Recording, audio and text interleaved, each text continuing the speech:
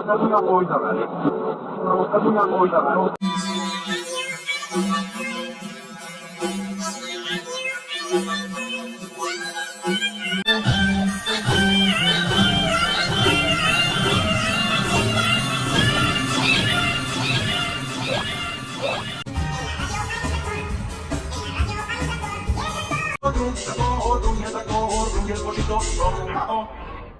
En la radio hay un tractor, en la radio hay un tractor, y el doctor...